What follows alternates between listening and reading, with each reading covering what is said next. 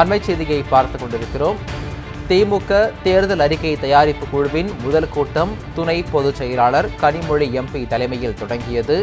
2026ஆம் ஆண்டு நடைபெறவுள்ள சட்டப்பேரவை தேர்தலை ஒட்டி திமுக தேர்தல் அறிக்கை தயாரிப்பு குழு அமைக்கப்பட்டுள்ளது. மேலும் திமுக துணை பொதுச் செயலாளர் கனிமொழி எம்பி தலைமையில் 12 பேர் கொண்ட திமுக தேர்தல் அறிக்கை தயாரிப்பு குழு அமைக்கப்பட்டுள்ளது. இந்நிலையில் சென்னை அண்ணா அறிவாலயத்தில் திமுக தேர்தல் அறிக்கை தயாரிப்பு குழுவின் முதல் கூட்டம் தொடங்கி நடைபெற்று வருகிறது. திமுக தேர்தல் அறிக்கை தயாரிப்பு குழு தமிழ்நாடு முழுவதும் சுற்றுப்பயணம் செய்து பொதுநல சங்கங்கள், வணிக அமைப்புகளிடம் ஆலோசனை நடத்த உள்ளது. விவசாய அமைப்புகள், தொழிலாளர் அமைப்புகள், தோழமை இயக்கத்தினர் மற்றும் பொதுமக்களின் நலன் விளையும் அமைப்புகளுடன் கலந்தாலோசிக்க உள்ளது. அண்மை செய்தியாக பார்த்துக் கொண்டிருக்கிறோம்.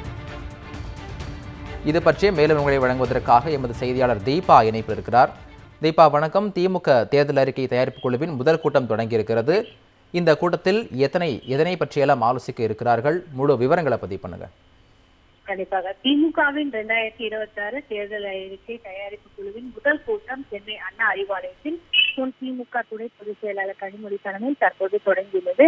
இந்த கூட்டத்தில் 12 பேர் கொண்ட அந்த குழு அமைக்கப்பட்டுள்ளது. குறிப்பாக 3 முனைவர் பட்டம் பெற்றவர்கள், ஒரு பேராசிரியர், ஒரு மருத்துவர், ஒரு ஓய்வு பெற்ற IAS அதிகாரி உள்ளிட்டவர்கள், ஒரு தொழில் முனைவர் என ஒவ்வொரு துறையை சார்ந்த முக்கிய பிரதிநிதிகள், அதாவது அவர்களுடைய கருத்துக்களையும் கேட்பதற்காக இந்த குழுவில் ஒவ்வொரு துறையை சார்ந்தவர்களையும் இந்த குழுவை முதலமைச்சர் அவர்கள் அமைத்துள்ளார். குறிப்பாக அமைச்சர்கள் என்று பார்த்தால் பன்னீர்செல்வம் தியாகராஜன், கோவிச்செழியன், TRP ராஜா.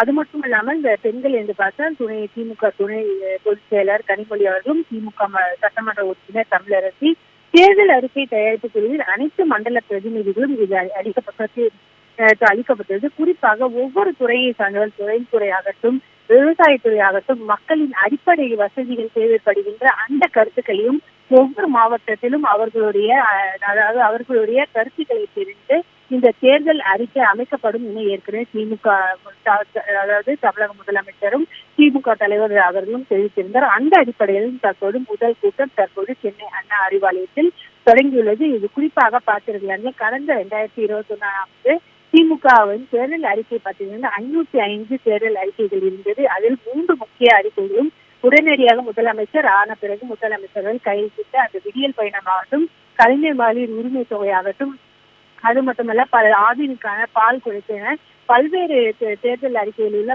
அனைத்தையும் நிறைவேற்றப்பட்டது. அந்த அடிப்படையில் தற்போது 2026ஆம் ஆண்டு அந்த சட்டமன்ற தேர்தலுக்கான திமுகவின் தேர்தல் அறிக்கை குழு தற்போது முதல் கூட்டம் தொடங்கியுள்ளது. ஒவ்வொரு துறையை சார்ந்தவர்களிடம் அவர்களுடைய கருத்துக்களையும் பொது மக்களுக்கு என்னென்ன தேவைகள் என்பது குறித்தும் அந்த தேர்தல் அறிக்கையில் அம்சமாக இடம்பெறும். இதற்காக ஒவ்வொரு மண்டலத்திலும் ஒவ்வொரு மாவட்டத்திற்கும் சென்று அவர்களுடைய கருத்துக்களும் கேட்கப்படும் என ஏற்கனவே திமுக அந்த தேர்தல் குழு தெரிவித்திருக்கிறது. அந்த அடிப்படையில் தான் தற்போது முதல் கூட்டம் தொடங்கியுள்ளது. விரிவான விவரங்களுக்கு நன்றி தீபா.